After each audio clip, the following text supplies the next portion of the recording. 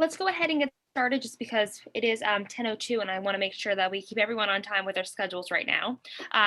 But we have Kay Dobas here of Kay Dobas Nutrition to give us an overview right now on how to live with a healthy immune system. Of course, we're all talking about making sure that we are staying healthy, doing everything in our powers to, make sure we have the best immunity as possible right now against this virus. So I'm very excited to learn a little bit more about what she can tell us. And if you are watching on Zoom, feel free to put any questions in the chat. If you're watching on YouTube, please utilize the chat on there too. And if you have any questions, we can get those answered in at the end, or if Kay wants to be able to answer those during the actual presentation, we can do that. But Kay, you have the floor.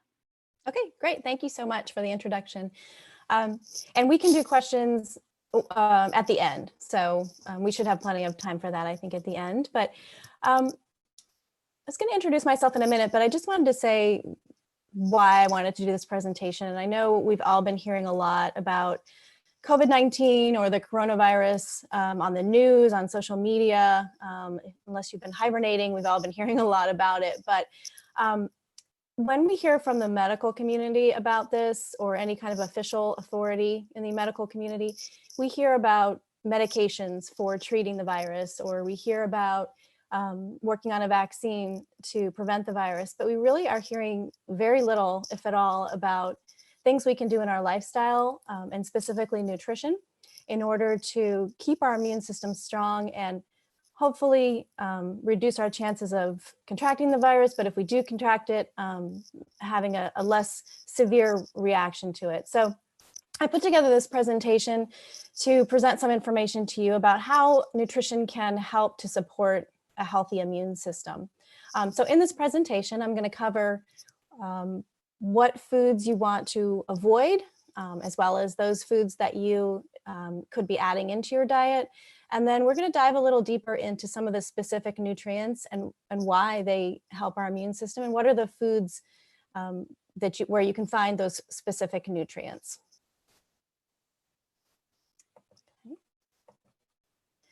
So before we start, I just wanted to give you a little introduction. My name is Kay Dobas. I'm a nutritionist here in Myrtle Beach. I've been in private nutrition practice for about 4 years now.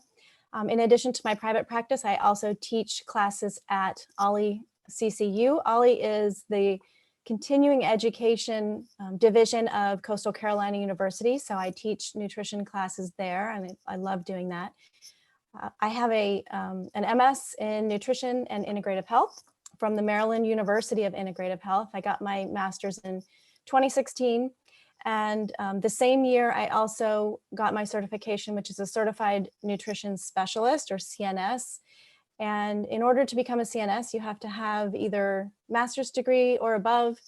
You have to complete 1,000 hours of professional experience. You have to complete and pass a national board exam, and then we also have to complete continuing education units in order to maintain our certification. So just wanted to tell you a little bit about me and why I'm qualified to be talking to you about nutrition today. So for the rest of the presentation, I'm going to turn off my camera, but then I'll turn it back on again at the end for any questions that you might have.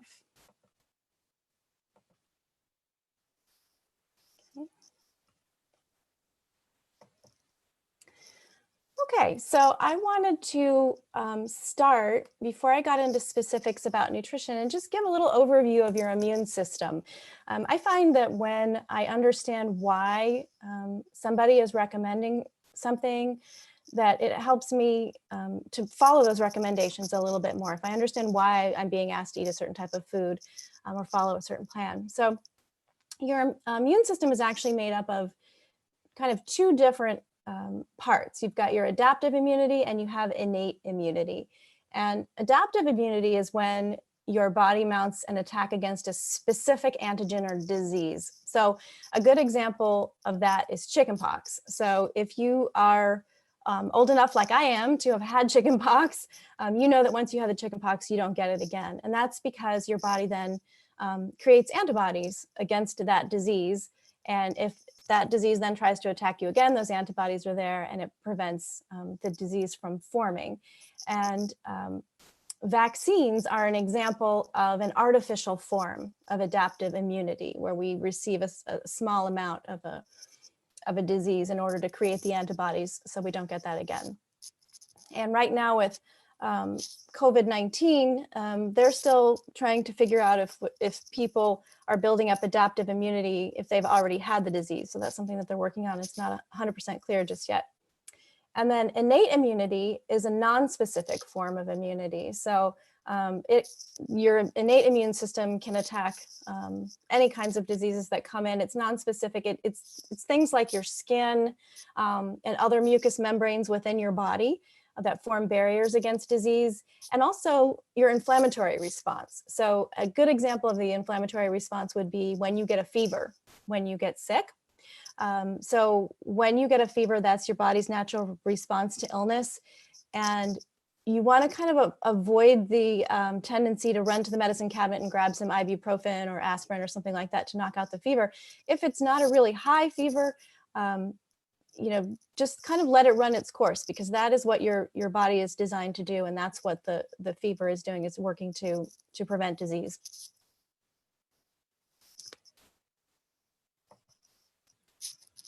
Okay, so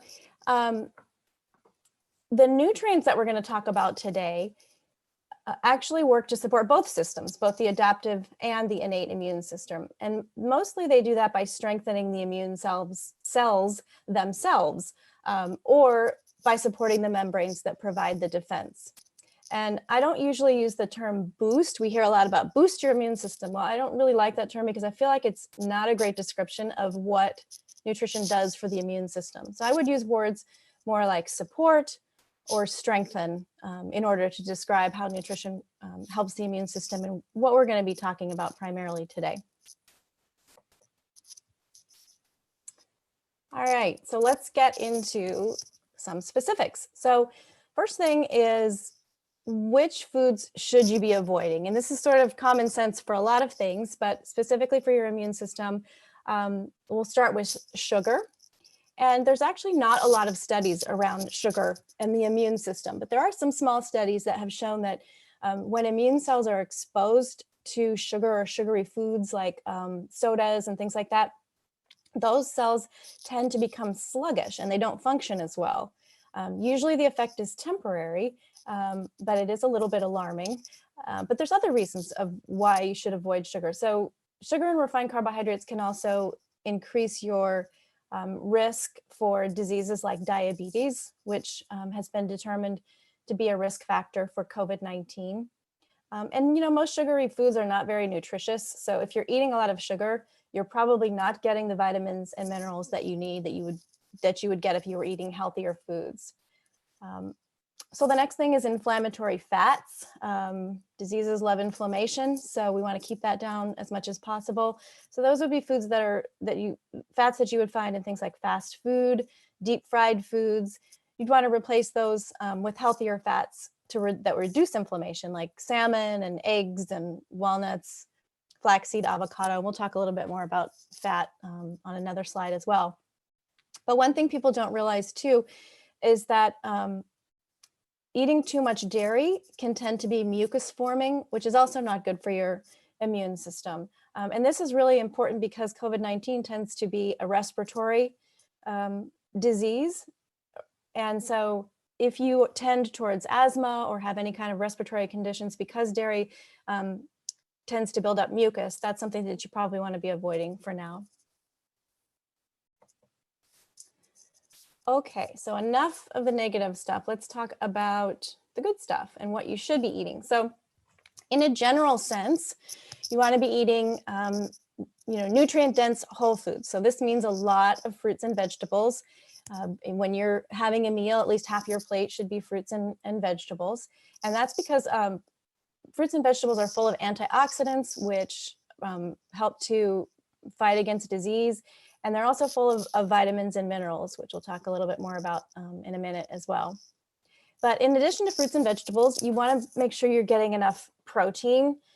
Protein is made up of amino acids, which are the building blocks of your cells. And so, as we talked about in the beginning, we're really trying to support our immune cells. And you need adequate protein to keep your immune cells in your other body tissues strong as well. And protein doesn't just mean meat, which that's a good source of protein in most cases, but you can also get protein from things like beans and lentils as well. Organic soy products are also good sources of vegetarian protein. So again, you want to eat healthy fats to support your cell membranes and also to reduce inflammation. Of course, you want to stay hydrated, so drink plenty of fluids, and this is water, of course, but you could also drink herbal tea and soup.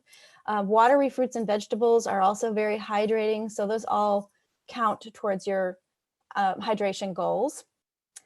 And then also fermented foods like sauerkraut, kombucha, olives are a fermented food, plain yogurt. And the reason for this is that fermented foods really are good to support your gut lining, but also to support healthy bacteria. So you want to have a balance of good bacteria versus bad bacteria. So fermented foods, eat your sausage and sauerkraut, your pierogies. If I have any Pittsburgh friends on the call today. Kombucha, by the way, is a fermented tea. So it's that's all it is. If you see it in the store, it's just it's the base of it is actually tea that has had sugar added. But what happens is the tea actually eats up the sugar. So when you're drinking it, it's not a high sugar drink. It's just a fermented drink that's really good for your digestive system. Okay. So next, I'm going to talk a little bit about the specific nutrients. And the first one, many of you may have heard of, is vitamin A, that's related to your immune system. And some good sources of vitamin A would be pumpkin, carrots, sweet potatoes, spinach and kale, broccoli, especially when it's cooked lightly, cod liver oil, yum, and liver. And there may be some liver lovers out there. I'm not really one of them, but it's so good for you in a lot of ways. So if you like liver, that's a great thing. So the reason vitamin A is important is that it's involved in maintaining the protective barriers like our skin, the lining of the intestinal and respiratory tracts. Vitamin A also is required to produce white blood cells, which are our immune cells, and antibodies, which we need to mount an immune response against disease. Vitamin A is a fat-soluble vitamin, and what that means is it needs fat in order to be absorbed efficiently. So when you take a multivitamin, or if you're going to take vitamin A by itself, or if you're eating foods that have vitamin A in them, always include some kind of fat with it. So you notice like the sweet potato in the picture has a pat of butter on top. So that's a good combination. You could do a drizzle of olive oil or something like that. You've probably heard of beta carotene. That's a substance that's found in orange and yellow fruits and vegetables, and it converts to vitamin A. So that's why a lot of the things on this list are sort of orangey colored. But you also have spinach and kale and broccoli, which are green. That's because there's chlorophyll in those foods, and that masks the color in the green vegetables. And just one note about liver, one serving of liver actually provides more than 7 times the RDA, or recommended daily allowance, of vitamin A. So again, if you love liver, go for it. Vitamin C, this is the one pretty much all of us have heard about. We take our vitamin C in order to maintain our health. So let me just check the chat real quick and make sure. Okay. Okay, so vitamin C would be things like bell peppers. Red bell peppers are especially high in vitamin C. Strawberries, oranges, the one that most of us know about, broccoli, and then both sweet and white potatoes are good sources of vitamin C. So vitamin C is also known as ascorbic acid. You might see that on different labels. If you see that on a label, it just means there's vitamin C in there. And the way that vitamin C works is it supports the cellular function of both the adaptive and innate immune systems. It works for both. And we don't make vitamin C ourselves. There's certain vitamins that our body can make, but that's not one of them. So it's important for us to get it from our food. Another note about vitamin C is that it's easily destroyed by heat or oxygen or acidity. So the best way to eat it is fresh. So in fresh fruits and vegetables. Um, Vitamin C doesn't stay in our system very long. Whenever we have excess vitamin C, usually we just end up peeing it out. So you really want to eat vitamin C foods throughout your day so you get a consistent source of it. Same thing if you're taking a supplement, you could take half a dose in the morning and half a dose in the evening so that you're always getting some vitamin C in your system.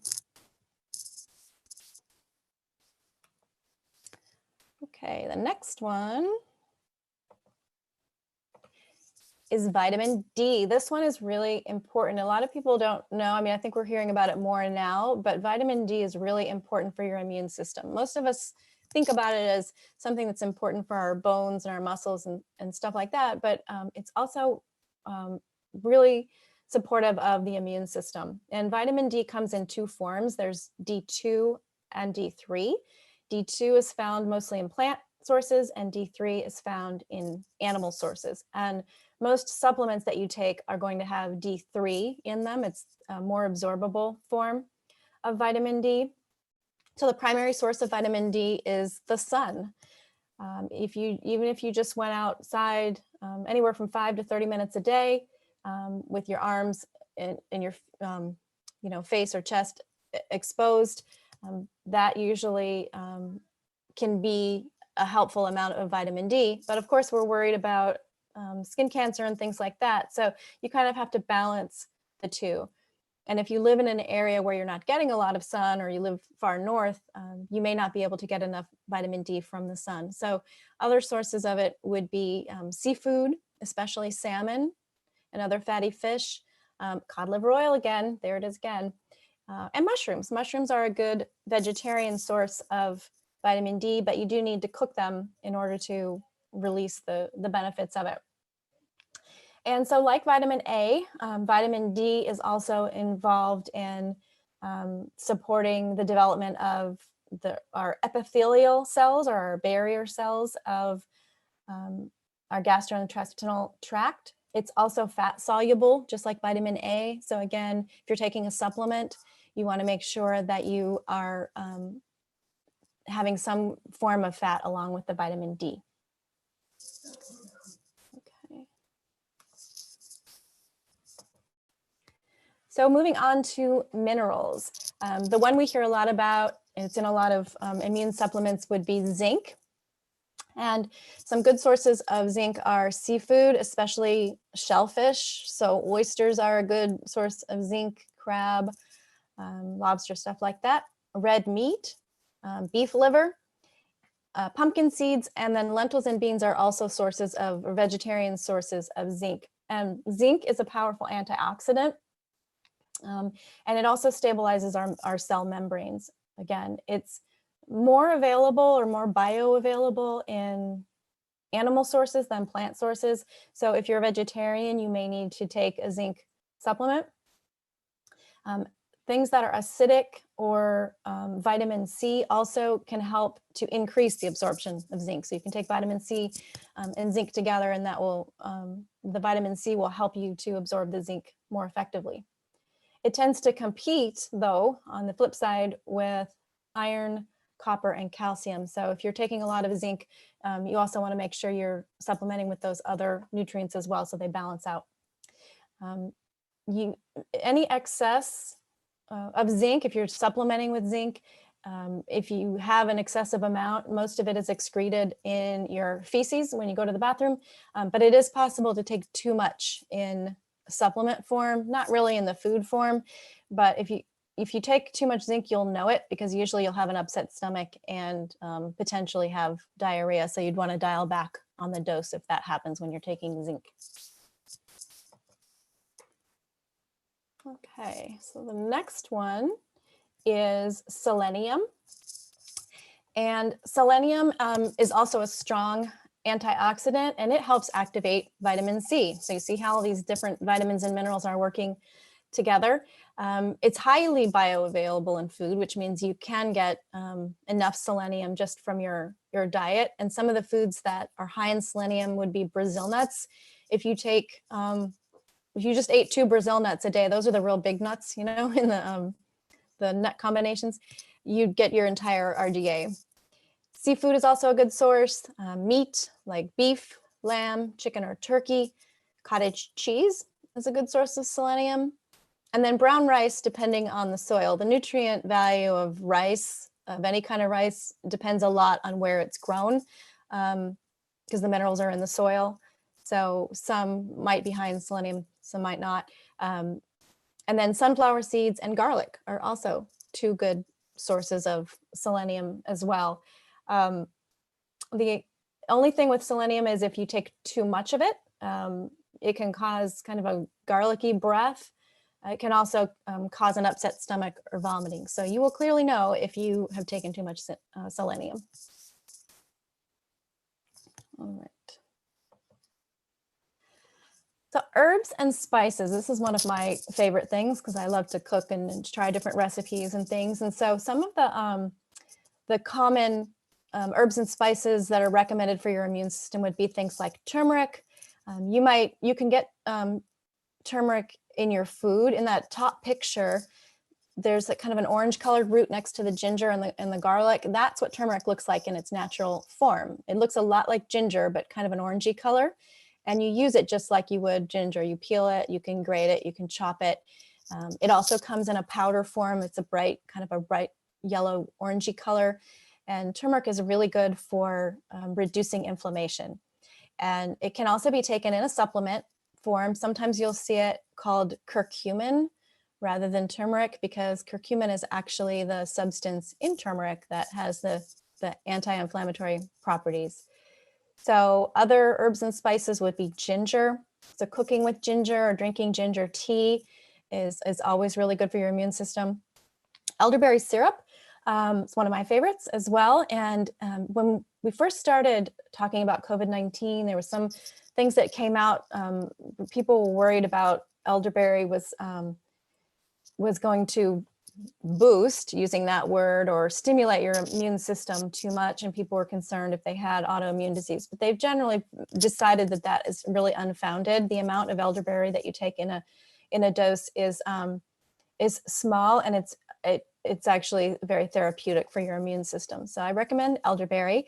And you can see in the picture here the bottles of the power of elderberries, and I just wanted to give a shout out to the power of elderberries because they are also chamber members, and it's a great product, really high quality product. You can get it at some of the different pharmacies around town, like the Carolina Forest Pharmacy that's next to the Food Lion on River Oaks, as well as Bay Naturals, I know, carries it as well. This is the brand of elderberry that we take in our family.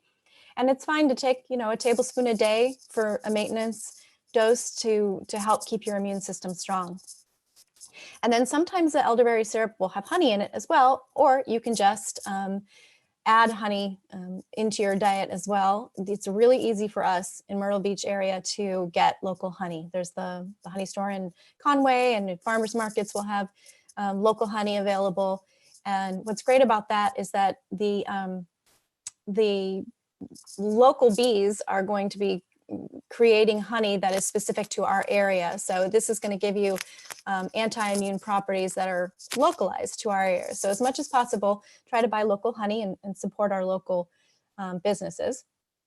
And then the only one on this list that there may be some concern about is echinacea. So sometimes echinacea can be a little bit too stimulating. So anytime you're going to be starting with any herbs, especially in a supplement form, you want to check with your doctor if you're on medications. Do some sort of a check to find out what the interactions are between your medications and these herbs. That's always a safe thing to do before you just go out and buy a bottle of echinacea.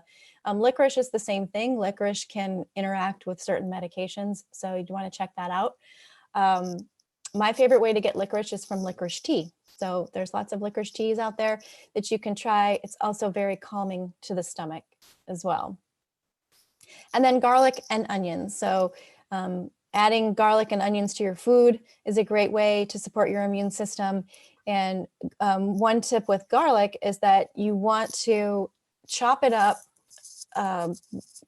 maybe 5 to 10 minutes before you're actually going to start cooking with it, because what that does is it releases the beneficial properties of the garlic.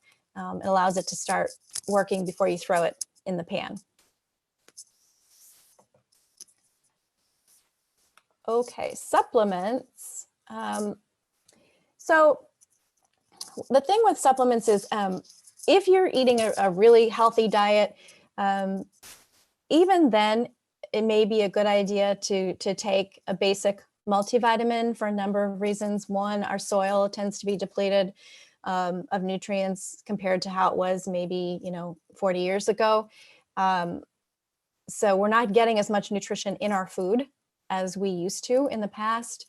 And many of us are not eating an optimal diet. So it can be helpful just to take a multivitamin daily. And they're not all created equal. One that I really like is this one that's in the picture. It's called Pure Encapsulations 1. And one of the reasons I like it is you only have to take one a day.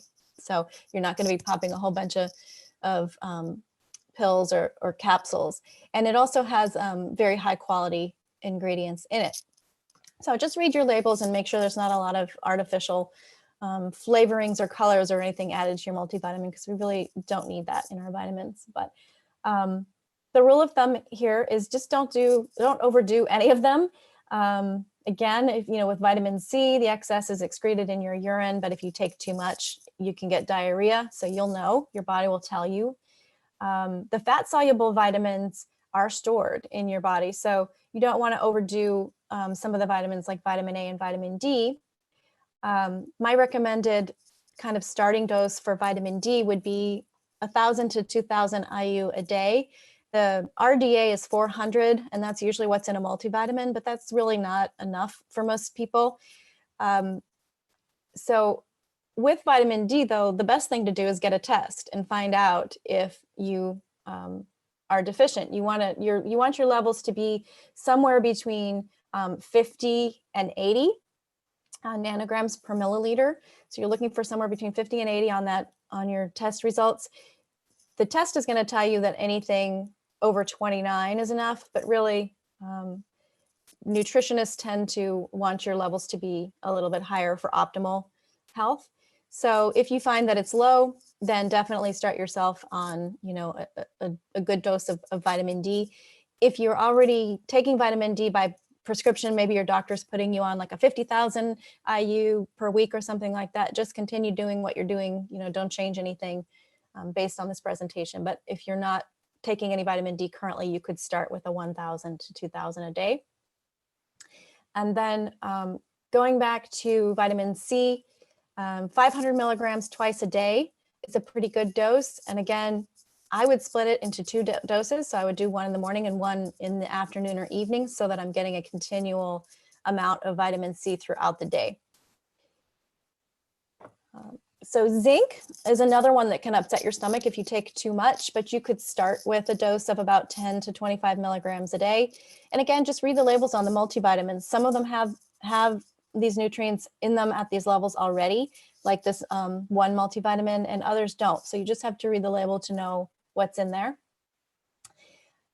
Fish oil. So if you're not eating a lot of healthy fats, or you're not eating a lot of fish to get the omega-3 fats, or eating flaxseed and things like that, you could take a fish oil supplement as well, because it works just like fats. It supports your cell membranes, it reduces inflammation.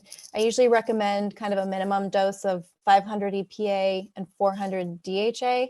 Most commercial kind of drugstore brands are not going to have that high of a dose.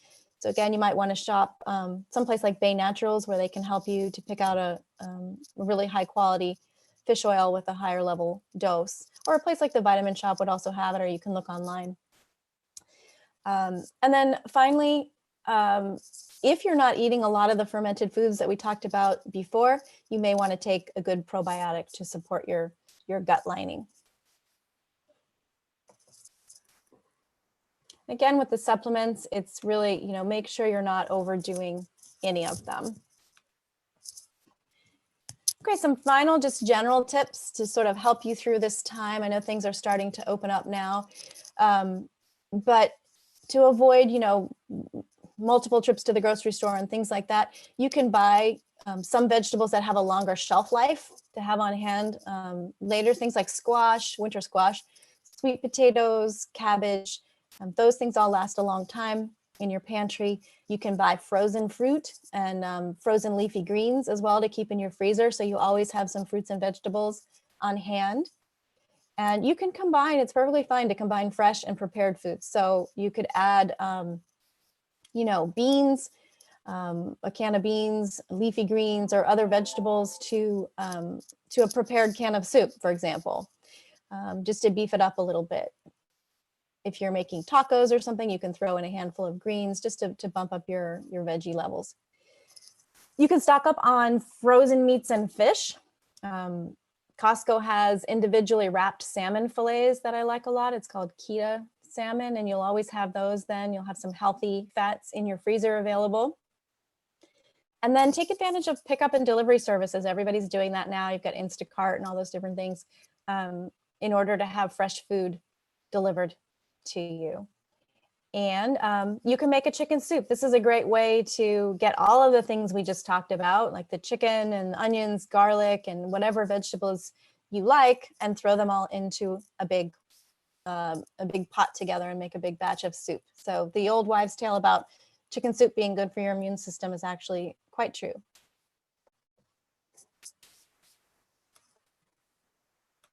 Okay, so that is the final slide. I just wanted to end with a picture of chicken soup so you can see how good it is for your immune system. If you all have any questions about anything at all, if you're interested in about this, or anything else related to nutrition, this is my contact information.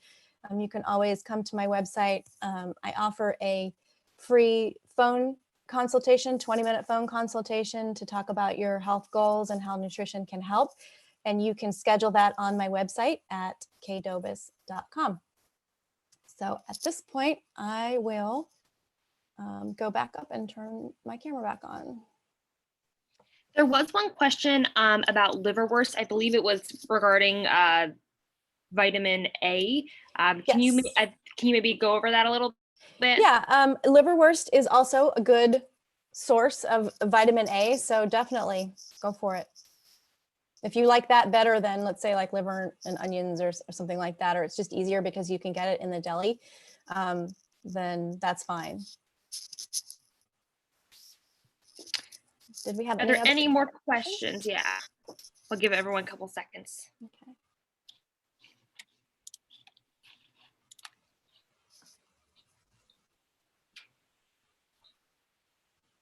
We do have somebody who wants to talk, so I'm going to let them go ahead. Okay.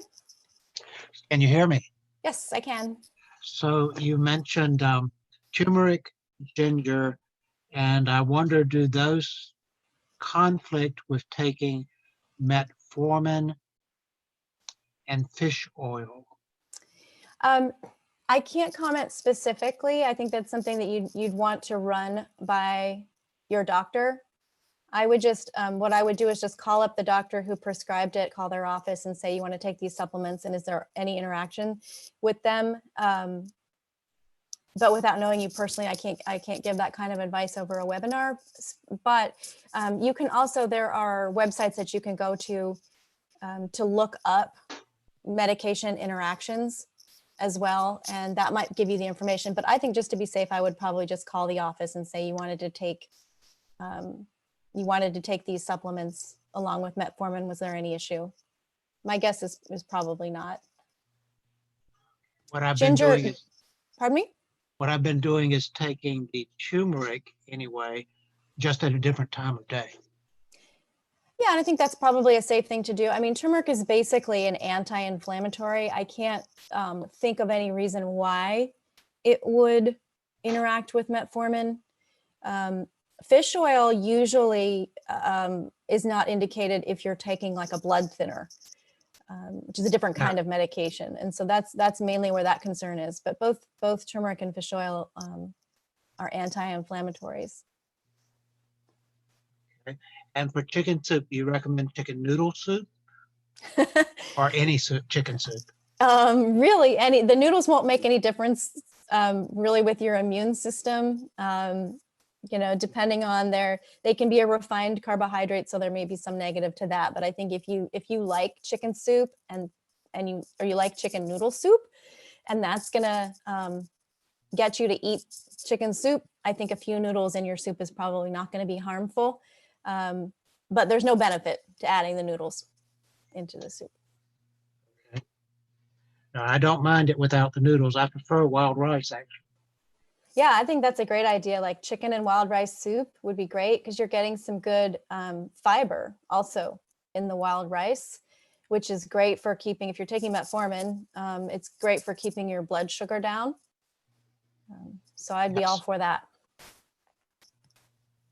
Thank you. You're welcome. And there is another question. Where do you get the multivitamin that you suggested? So when I work with clients, I use a particular dispensary that I'm able to offer to my clients, and they're able to order vitamins at a discount. So that's where I get it. But you can go online if you just search for Pure Encapsulations 1. There are other places you can buy it. There are online vitamin dispensaries. There's also, you can order it on Amazon. I hesitate a little bit because sometimes the quality, you have to be careful about who the vendor is that's selling the vitamin. If it's coming directly from Pure Encapsulations, it's probably fine. But you know, you don't want to just buy it from some random dispensary. There's a website called VitaCost, which is a good, reputable dispensary for vitamins as well. They may carry it.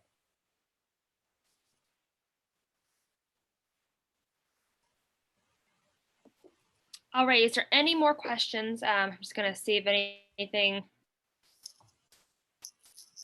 The website that you mentioned for the vitamins, what was that again? It was VitaCost. It's vitacost.com. I wonder if I can type it in the chat. Yeah, you can do that. Let me see.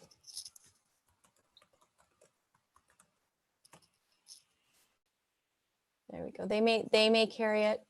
Just trying to think if there's anything else. That's probably the main one that I know about to the public. And again, Bay Naturals should also carry it as well. Awesome. Oh, hi, Sherry. See, Sherry asked the question. Well, if there's not any more questions, I want to thank you so much for this wonderful webinar, just to kind of learn more about when we are doing our shopping, what do we need to be looking for, but also maybe some additional supplements and vitamins and some of the things that we're already doing that we might not know are good for ourselves. So thank you so much, everybody, for attending this morning. And if you do have any questions, you can contact Kate directly. So everyone have a great day, and we'll see you at our next webinar. Bye, everybody. Thank you for coming.